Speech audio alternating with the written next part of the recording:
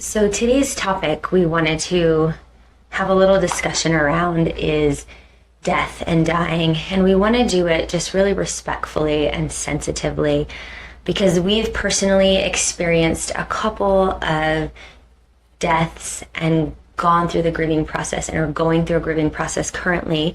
And I know collectively there have been a lot of experience surrounding this topic.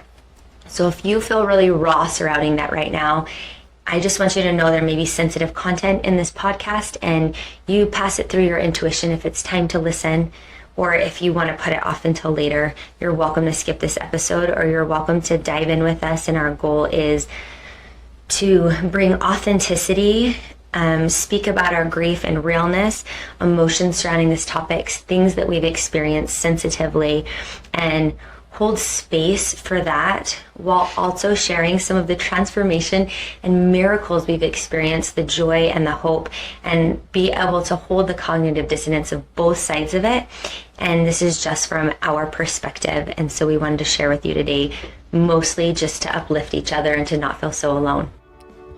You're listening to Anatomy for Life with Crystal and Nicole, where we discuss the anatomy behind the most popular physical and spiritual practices so you can get the most out of these modalities on your healing journey.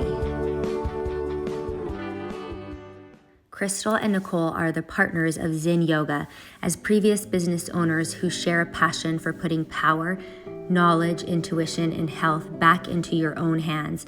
We've come together with Nicole's 20 years of marketing experience and wisdom through her own personal journey with chronic illness and alternative healing, and Crystal's 20 years of experience in the yoga industry teaching, facilitating, holding space for healing, and creating anatomy curriculums for yoga teachers, healers, and different movement modality training centers to provide you with online personal and professional development resources. Check out zenyoga.com for our online courses and free resources for yoga instructors and healers. Satnam. Welcome to Anatomy for Life. I'm Crystal. I'm Nicole. And we're super excited to have you today. We're going to do a special tune-in. First thing, if you're in a place where you can close your eyes, go ahead and do so. I heard that too in my speakers. So we'll just proceed, and if we need to switch out equipment, we will. Go ahead and dive deep into your heart space.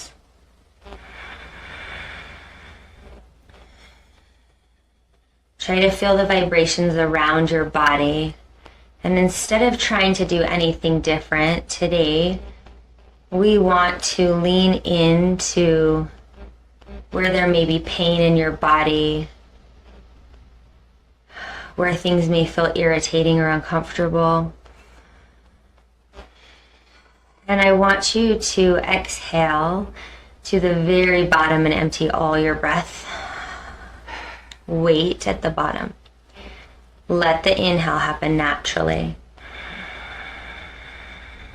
And then do that 2 more times. Focus on your exhale. Press, press, press, press.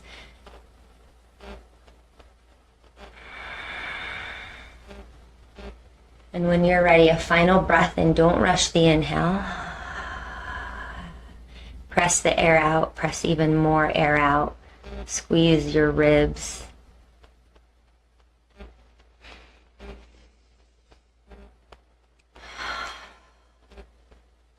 And then just notice the space around your heart. When the things come up, the voices, the thoughts, the vibrations, your mantra today can be, you are welcome here. And then when you're ready, go ahead and blink your eyes open. So to begin, I thought me and Nicole could just be real transparent about the death that has specifically touched us in our lives recently. And we have experienced lots. I have been to 5 or 6 funerals in the last 2 years. And just prior to that, I had some close family members pass away on my husband's side and my side. And the recent experience is a friend who was really close to me, really, really, really close for about 3 or 4 years. And then we stayed good friends throughout about a 8-year period of our lives. And it was just meaningful time periods in my life that we were close friends. And then we were a little bit more distant friends in the last 4 years or so. And then she passed away a couple weeks ago, and that was the funeral I attended last week. So that's sort of the context and perspective what's going on for me. And we know about this in each other's lives, so we'll just keep each other honest and share. And then what happened for you at the exact same time. Yeah, I mean, funny enough, Crystal and I talk a lot. We have a lot of things that happen congruently, that even in our separate lives. And so maybe it's just not surprising that we both had death in a different way. And it's interesting because mine was not a human death. Yeah. This was my dog of 12 years. That was just my little baby. And literally, I mean, anyone who knows us would say that was one of your children. And he's 5.5 pounds and got him at 6 weeks old. And I had just started my own business at home, and he literally laid by me the entire day while I did my work and became my baby. And I had this amazing connection with him where I remember about a week after getting him, and I remember I just started crying to my husband and said, if I love an animal this much, I can't imagine how much I would love a child. And that's actually what pushed me to finally get pregnant, because I hadn't been ready for so long. And he played a very special role in that. And he definitely served and fulfilled a purpose for our family. Yeah, I love that. I remember that. And he was special. And I think that's kind of why I wanted to start off the pod like this, because it's kind of a good entry point, and it's also an entry point where a lot of people can relate. And I watched my mom go through the death of her special buddy about 2 years ago. And it's just something to be said for our spirit companions and the way that animals hold space for us. And I've said this to you many times where I feel like we shouldn't pass over that. And anyone who's experienced the death of a pet knows what I'm talking about when we just say that is a thing in and unto itself. And anything that we discuss today, I don't want to be taken in the context of comparison. So like, if this is important, it doesn't mean that's not important, right? I know we're pretty good at that, about saying this is important and also this is important. And so I just hope that you can give us that grace and talk to us in that context and listen in that context. But my mom grieved in a very particular way, and we've talked about this where she couldn't, my mom is so sensitive. There was some trauma that actually happened during his passing, and when there's trauma that happens during a death, I think there's a different fallout, right? And grieving may happen in a different way. And she, to this day, still is not really come full circle, is able to look at pictures of him or talk about him. And I find that super interesting because of the traumatic thing that happened to her during his death. Wow. And the way he was put down and had to be and things like that. And so I do also want to hold space for the fact that what I'm learning in this process, which was also different for me, this death for me, and the way I was able to grieve and the way I was able to hold space for myself or lack thereof, was different than any other death. And I'm starting to learn with the deaths that come up that affects your grieving process.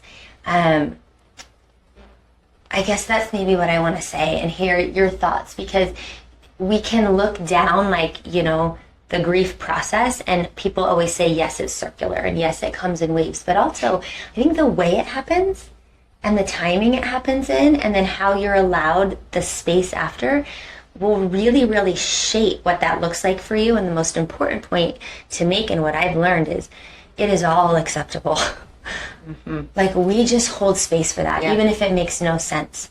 Even if it's a grandma and she's meant to go, or a person who's suffering and now she's happy, or, they didn't pass in the way you expected and it's traumatic. The fallout of that, the one most important thing is what you're feeling and when you're feeling it, every time it comes up.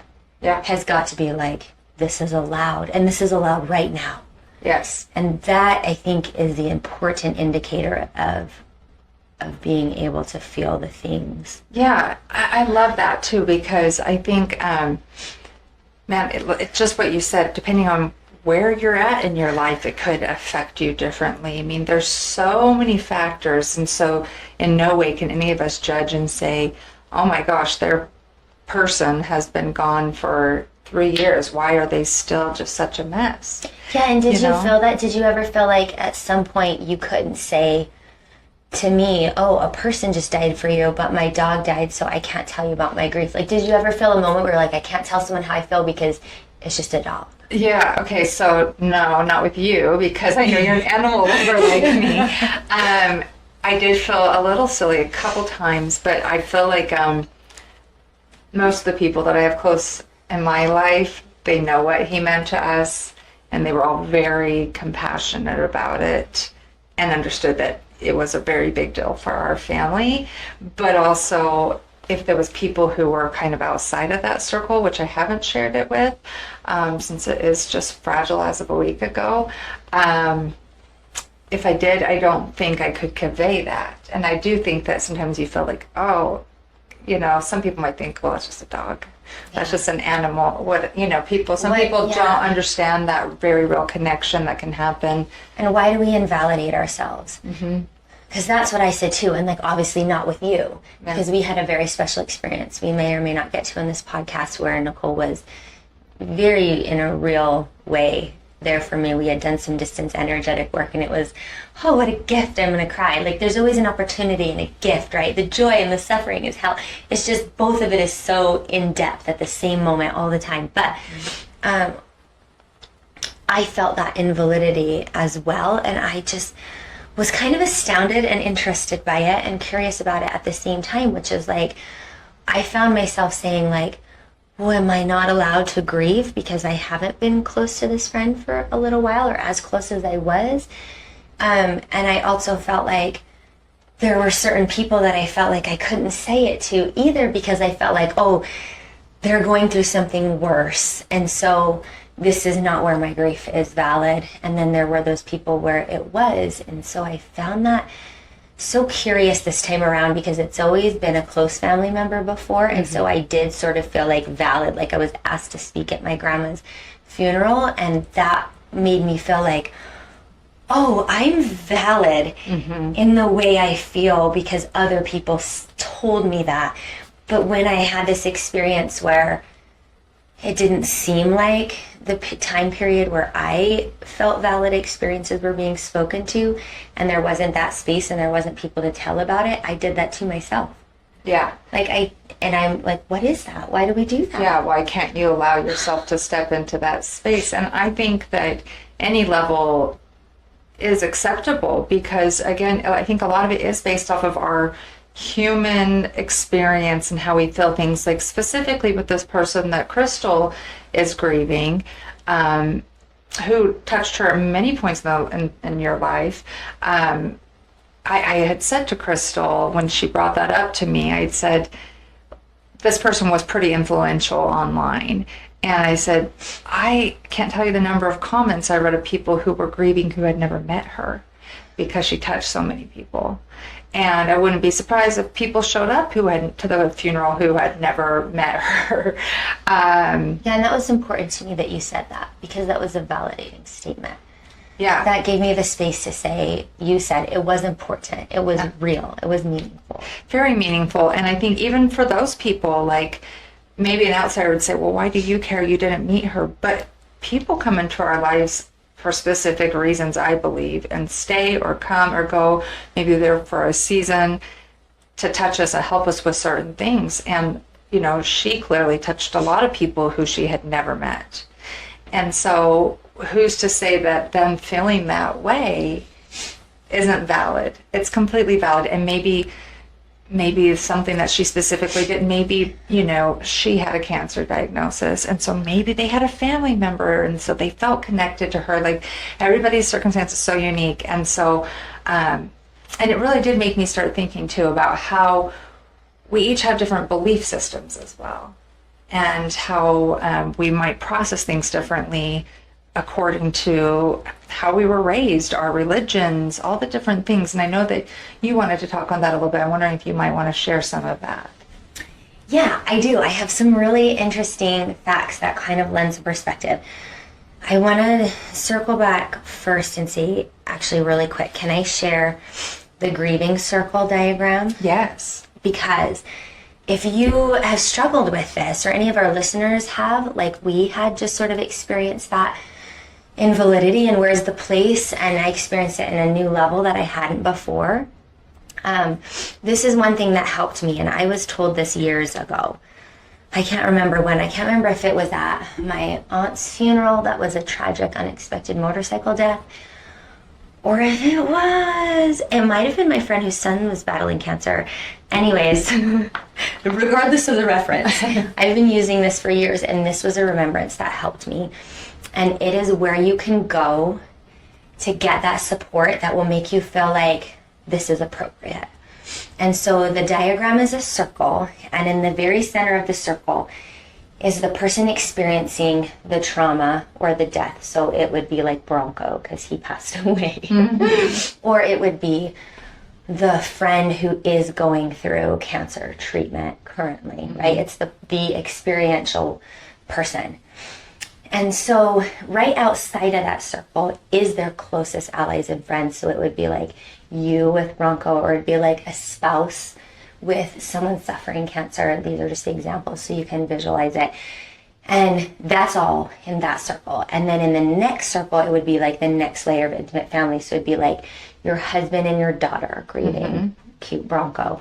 Or it would be like the children and the brothers and sisters, and then it would, and like the parents, right? Mm-hmm. And then a circle out, it would be like the very closest friends, mm-hmm. right? Like your neighbor you walked your dog with all the time, for instance, or like us group of girlfriends who actually witnessed that 10-year thing with him, right? Like, mm-hmm. or people who know, and you know they know. And then there's like your friends who really are deep friends, but maybe they haven't been close to you for a little while. So like, you know they know, but also you've been a little disconnected. And so just follow that pattern as it goes outward to church people, acquaintances, you know, people who see you on Instagram and don't know you, and people you walk down the street and they're, oh, your dog passed away last week. My dog passed away 2 years ago. Like, it just gets more and more distant as far as like that heart understanding and connection. And what you said was so true, is that it's all valid. Everything that people feel, and some people way out here have a deeper heart connection. So what everyone is feeling is valid. And here's the method. You can always go outward a layer and talk about the validity of your grief. Mm-hmm. And you can go out one layer or many layers.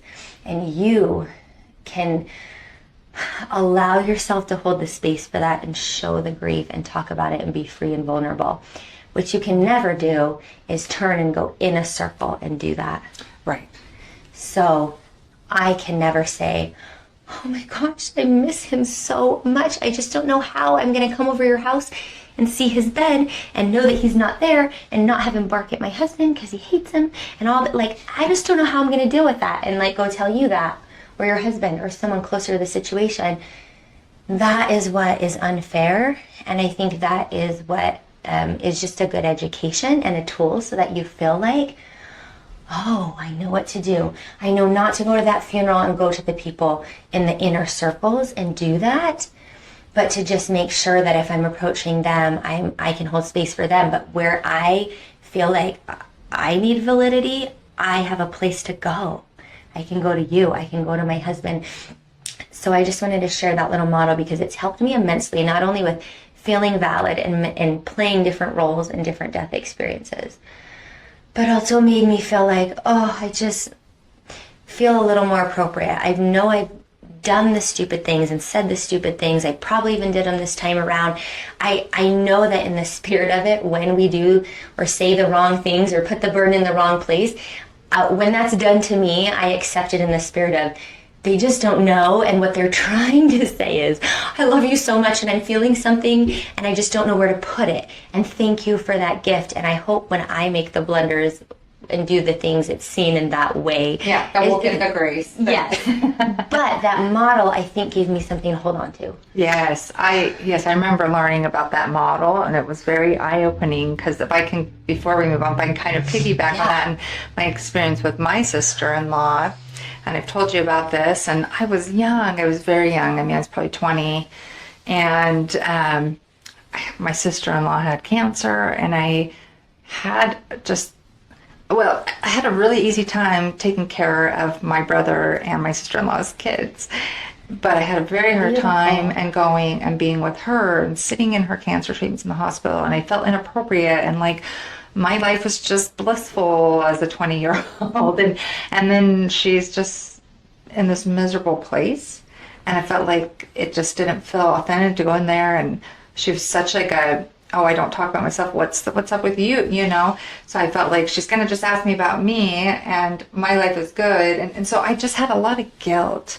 And I remember one time I went to see her, and she was not doing well. And I just started sobbing to her. And I just was like, I feel so guilty, and I'm so sorry I'm not coming to see you enough, but I just don't know how to do it, and I don't, and I kind of just laid it all out there to her. And she gave me that grace, and I look back now and think, oh, and it made me feel even more selfish now when I look back. But I just didn't know how to deal with it. I was young, but she said to me, Nicole, I would rather you come and cry your eyes out, and I would rather know that you care than not see you at all. And I remember it was just like a stab in my heart, and all this guilt and this wave of emotion. But she also, before she passed away, expressed to me many times about how grateful she was for what I was able to do for her children. And I didn't have children yet, and I tried to, as much as I could, to help them to feel like they had a second mom. They had lots of second moms, but that they had me, And so maybe my offering wasn't as good as it could have been for her. But I did try with her children really hard, and I think sometimes we do hold that onto that, and then that can add to the grief process too. And then you come to a place where hopefully you can see yourself for what it was at the time, hold forgiveness for yourself, and realize that you were doing probably the best you could with being, a flighty 20-year-old or whatever at the time. Yeah. And that she still looking down on me and knows how much I just adore her children and all those things. Thank you for sharing that. Yeah. That really helped me when you shared that with me. That was beautiful. Just compassion in every stage of it, and just the authenticity, I think, is so relatable. So to move on to some death practices, this is what I wanted to touch on briefly too, that in hopes that it might help some people, because I had this brought up to me 3 times, ironically, but not synchronistically, obviously, the following weekend. Someone had mentioned that they were really sort of feeling left a little empty-handed at a ceremony that was an LDS funeral service, that they had been through some deep, pretty much every single one of their close family members had passed away within 6 months, which I feel like it's difficult for me to even empathize in my body when I try to go there for what that might be like for them.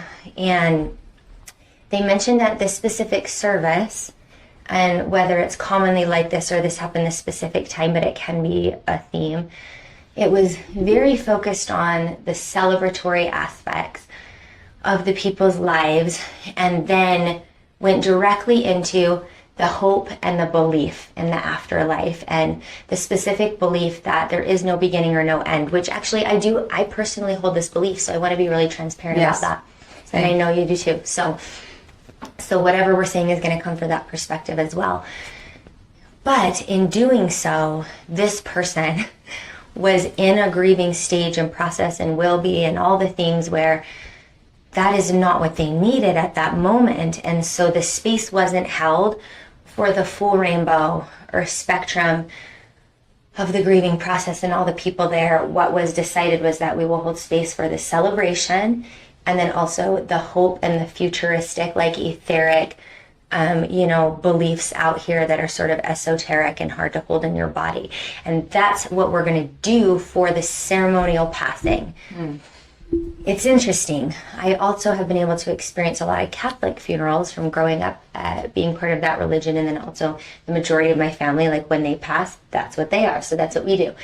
There is a beautiful thing I read about the incense. I was always wondering, why is the incense such a big part of the funeral process? I know it is in their programming, but the incense symbolizes purity and expression of spirit that can't be seen.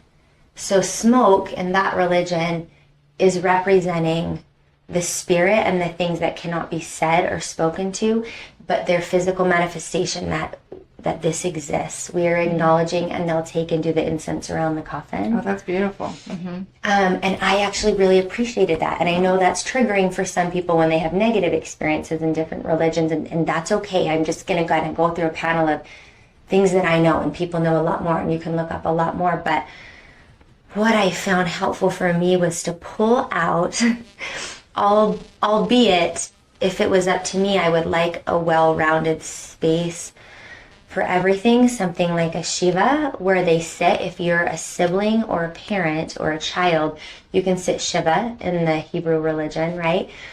Where they sit for 3 days or 7 days total, where it's to hold space for that, what this man was telling me about. The ugly space, the miserable space, the grief, the screaming, the denial, the bargaining, the joy, the beauty, the memories. But that model of Shiva is more like what resonates with me, is what I feel like I need to do and want to do when these experiences come up for me. And how can I hold that?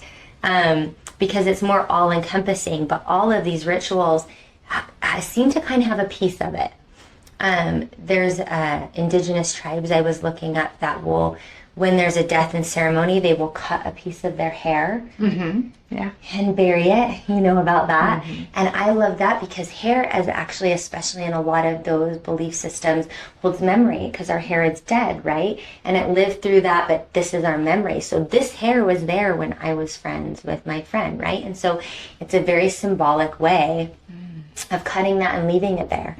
It's also a symbolic way of attaching yourself to the earth. Like they'll do it in medicine ceremony and things where you have to belong to the earth or the tribe, so you'll cut your hair, which is like giving a piece of you, burying it in the earth. I thought that was beautiful. So beautiful. My dad, after retirement, well, in and out, I think I mentioned him in my anatomy trainings because he's a doctor and a surgeon. But during part of when I think he was retiring for a little bit, he decided to supplement and do end-of-life care. And he's always been great with bedside manner. My mom's always told me how he got into medical school was working in the burn unit. Like, he can hold space for people in situations that I just think is some sort of spiritual gift people are born with. And he's done it at end of life, and he was also there and able to provide that for my grandma, and for people who experienced that with my grandma. The only reason why I want to mention that real quick is because there's something I've been learning about that type of care, like the people who run funeral homes or people who hold space for end of life. I think it's a thing, right? Like saying, "Oh yeah, I'm a piano teacher," or "I take people through cancer treatments," or like it is a gift and a profession, and I don't think it's to be taken lightly. And I'm more and more, the more death experiences I'm having due to our age or whatnot, the more deep respect I'm having for that. And I just want to hear your thoughts on those practices, and if you know of some more, or what it feels like to you, before I tell you about the shaman, which I kind of want to end on, and the gift he gave me on my flight home from Costa Rica last week about death. Okay. Well, one thing that as you were talking about all these spiritual practices, and the different people who are in the different roles, that keeps coming up for me, and that I think could be something that would be a great for anybody who's listening to this podcast, and even for myself, it's making me really think about this, is that as you're talking about, you know, and the ceremonies and the different ways everybody does things, I do think there's something beautiful in each one. And the thing that kept coming up for me as you were talking about it is, we don't have to conform to what we think everyone else should do during that process. And it made me think that if I was the one who was in charge, say, of a funeral, you know, I feel like in the United States especially, it's like kind of how we do everything, which is a shame, right? Is where, okay, well, that happened, get over it, move on, you've got a busy life, you know? And I think you and I are a little bit different space, and probably a lot of people who listen to this podcast too, where we're actively always trying to work on ourselves and like move through things and help others. And so a lot of those practices are just so beautiful and make sense to me. And it made me sit there and think like, okay, what would I want at my funeral? Or how would I want to do that, to be able to hold space? Because I think a lot of people, when they're putting those on, you're in oftentimes not a great space and you're grieving, you think, okay, this is what's done. We're going to do this, and there'll be a few speakers, and then we're going to talk about, you know, how we'll be together again someday. And then you go to the grave and it's done, right? And then you're left kind of, you know, maybe talking to some family members, maybe not, but really finding your way through that grief process. And I do love how it's beautiful, and like, you know, the Jewish religion, many religions across the world, how they really take that time, because having that time to sit in it together, I can imagine just even in some of the practices we do when we do like day retreats or things like that, right? Where you can like just put all of your energy into that and not think about work, not think about all the other things, and just move through that grief. And it doesn't mean it's gone, but being able to process that a lot. And so what would that look like for you if you're going through that, or if you were in charge of a funeral? Like, would it be that you said, you know, I do like this. I do like that we say, okay, there is no end, and I want to make sure we emphasize that. But I also maybe want to have a gathering for a day or two at my house where people can come together, tell the stories, cry, do what we need to do. Maybe I want to cut a piece of my hair, you know, whatever it is, find your way of being able to say, this would be beautiful, and I think help multiple people, because you said your friend brought that up. And I bet that the people who put it on did the very best that they could, and they went based on tradition, right? Totally. Just like in many other places. But I think we to be clear, when I die, if you're still alive, will you do that? Yes. That's what I want. Do that. Are you saying that's what you want? Okay. Yes. Because I think that is beautiful for people to be able to come together. I remember even my grandmother, and she passed away during COVID, and it was just a terrible circumstance, and the cancer was suddenly there, and none of us could be there for her in the hospital. And because of that unique time, we couldn't all be together grieving in the way that it would have happened.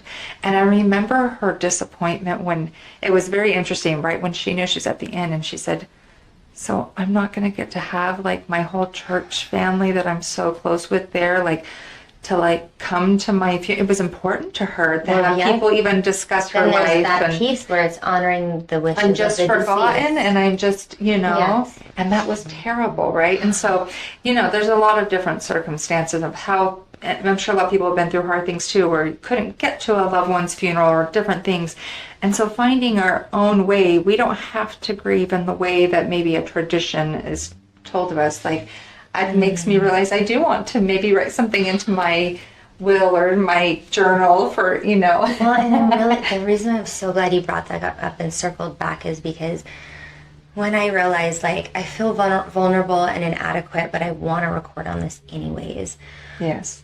Just from that space of authenticity, the collective conscious was also coming in, which is like, what happened to you guys and your grandma in COVID, that is coming back now. Everything that happened to people during COVID with death will be circling back at this point. And to show in contrast, not to say anything's right or wrong, I'm pretty sure my husband doesn't listen to these podcasts, but I'm going to mention a little story that that I love him, and it's great, and it's all perfect and fine, but to show in contrast with death. When we had a tragedy with my children's bunnies, and they died. Mm-hmm. that was pretty traumatic and happened in an unexpected moment. I went and checked the children out of school because I have had some of these experiences, not because I know everything, but because I have had Gnostic experiences with what has happened when this hasn't been possible and when it has. And I wanted to model this for my children and be in all the pain, and I knew I could handle it. And we witnessed what happened. We told what happened, and we had ceremony. And we went through the things, and we wrapped them up, and we buried, and we dug holes, and we sat with it, and we talked about it. We talked about the memories, and I let them cry. And all of the fallout was completely allowed, and it lasted a couple days with the intense part. One beautiful thing that happened with it was my daughter, who had never really been close with my son, had felt immense guilt about what had happened. And about a couple days later, she was crying on the couch about that and was saying things like, it was all my fault, and if I had done X, Y, and Z, I wouldn't have had to witness my brother witness this death, and I wouldn't have had to witness the pain when we sat Mini Shiva. And I allowed for that, and I let that happen. Was it painful? Yes, it was painful for me. Yes. Are you kidding me? Would I rather have spared her that? Yes. Would I rather have spared all of them that? Yes. But to uphold the higher principle, we cannot, for ourselves or for anyone, not allow that any longer. And I let her go through that, and I said, those feelings are allowed and valid. Now, yes, let's do the cleanup and see how it's not your fault and all these things, but you need to have allowed for that, and I need to have allowed, and you need to have allowed for the guilt, and I need to have allowed for the invalidity. Like, it's all allowed, and it's part of the grieving process as well. So in contrast, so basically, I feel like that so quickly was transmuted, and my children are willing to have bunnies again and look back fondly on those memories. And I attribute that to the processes I had learned to go through the grieving. But in contrast, we had a cat we really loved that was really special to us get hit by a car and die on the side of the road. And the neighbors had found it and told my husband. You know what's coming. I don't know if you're watching this on you. You should watch this podcast on YouTube so you can be with us and be with Nicole's face. I love you. He didn't tell us. Mm-hmm. He didn't tell us, and he let us call for that cat and leave Tuna out. And the inability, I think, like his, and with the best intentions, him trying to spare us of the awful news and the grieving process.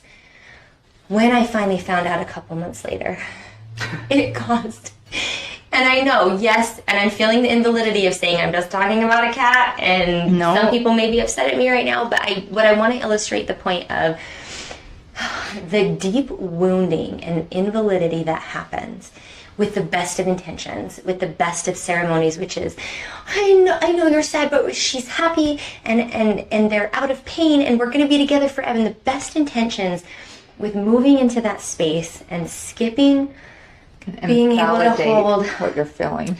It causes so much, and that is the theme of COVID, right?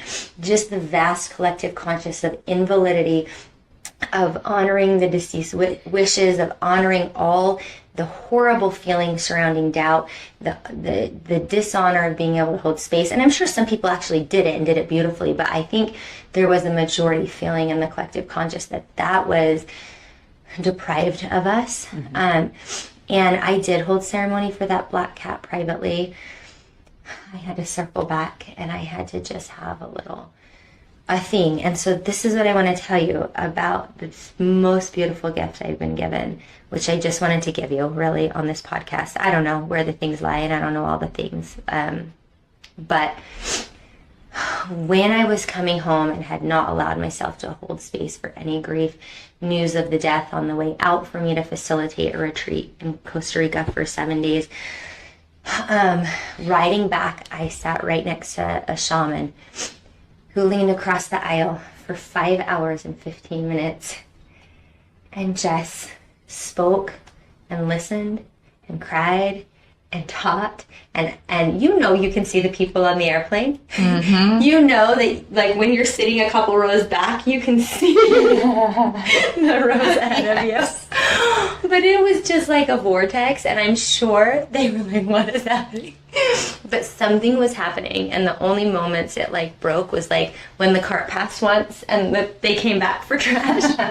And the rest of the time, like, I literally still have a kink in my neck. And he said he's been studying, and he's been studying plant medicine, but he has been called for death of ceremony. Or ceremony of death. I said that the wrong way. Death ceremonies. And that's what he's studying, and that's what he does, and that's what he's learning along with his plant medicine. And sure, you just happen to be sitting next to that guy. Yes, and his spirit, and he is a spirit animal person like I am, where animals come for messages. And his spirit animal right now is the hummingbird. And I said, tell me. And he had a documentary of the hummingbird up, and he said, the hummingbird is teaching me about death like this. The hummingbird is the only bird that has complete control and specificity of where it goes and how it interacts, right? So the hummingbird can hold itself still. It can proceed forward a little bit, backward a little bit, up, down, right? Like, it can be, it's the specificity of the hummingbird's actions. And then it uncurls its nose and dips its nose into the deepest part of the flower of the nectar. And so deep in his downloads and meditations, and when he's holding ceremony for death, he has been taught that death is specific, and it is the nectar. It is the viscosity of honey and nectar, that it is slow and it is movable, but it is strong. And it is the strongest texture, but it is also the softest texture, and that is grief. Grief is the strongest way to move through the death, and it is also the most beautiful and encompassing and softest, and that it is very specific. So the hummingbird comes and demonstrates to him that when death occurs, or the transformation, if that is your belief system into the next thing, it is important how it's held and how it's done by that person, by the facilitator, and by the people around. It matters, it's important, and it's specific. Crossing people over, how you honor the things, it is meaningful, and you can always circle back and step back into that. And when you do it specifically like a hummingbird with meaning, then you do get to tap into that nectar that no other bird can, and you do get to understand the depth of the grief and the sorrow and the height of the joy and the meaning and the connection, and you get all of it. And he taught me that, and then he gave me an eagle feather that had come to him. An eagle had come to him during a death ceremony, had just come down and landed, and had helped him, with what needed to be done for that, and then had left a feather behind. And he went and pulled it out of his backpack and gave it to me, and it's here. It's right there. Wow. I'll show it to you after. And I was like, oh my gosh, what a beautiful gift. So that was a gift for me, and that's what I just wanted to share. And I think that is the message, that it is important, we are valid. And then to double click back on what Nicole said, which is like, because it's important and valid and specific and meaningful, you are allowed to go back and hold ceremony in your way. You are allowed to connect to spirit in the way you need to. We are allowed, we should hold space for it. And that's my intention for whatever comes up next, and for the things that have happened in the past surrounding this topic. I'm just going to try to be intentional and allowing with it all. So beautifully said. And I think that that's also hopefully gives anyone who's listening that power to take back from themselves, if I could say it that way. And that I just know different people who have had experiences with funerals or grief, like the friend you're talking about, where they feel like, well, that's done. I can't go back to what we did there. but you can go forward in it, and you can meet it where it's at. And like you said, you could do what you need to move through it now. You don't have to say, well, that didn't happen at that time, I just have to live with it. Like, you can still find your process through it. Yeah. And me and Nicole know that spirit is real. We'll probably record lots of podcasts on our experiences in the spirit realm and those type of stories. But that is the hope, at the end. When you can connect to that and you feel that you feel like the burden is light. The burden is light in those moments, and it's not to invalidate the other moments, but there is joy as well in that. Oh man, and the height of that feels very similar to the depth. Yeah. But I want that. Thank you, and thank you for being willing to be vulnerable and share, and just that's our personal experience. I appreciate that. Oh, and thank you. We love you guys. We'll end with like Sat Nam, and then stay tuned for just a second. We have some taglines and upcoming things. So Sat Nam. Sat Nam. Okay, so what I want to say is follow us on Zen Yoga on Instagram. I have a free meditation out that Nicole helped me get out, and is just beautiful and brilliant. It's on the top. Click on my link tree on Instagram. It's a free meditation for healers and instructors, for mommies, for people who hold space, for people who need something, what I've put together to help you reset every day, to be able to put the oxygen mask on yourself so that you can serve and show up in your power. So get that meditation. And Nicole's also created the most amazing, beautiful app and a free resource library for Zen Yoga. So all that information is on there. Click there or go to zenyoga.com to stay in the know. We have an online course offering coming up about the chakra system in July. So you want to be on our email list. You want to DM us. You want to, ask me the questions you have about the chakras. Tell me your experiences.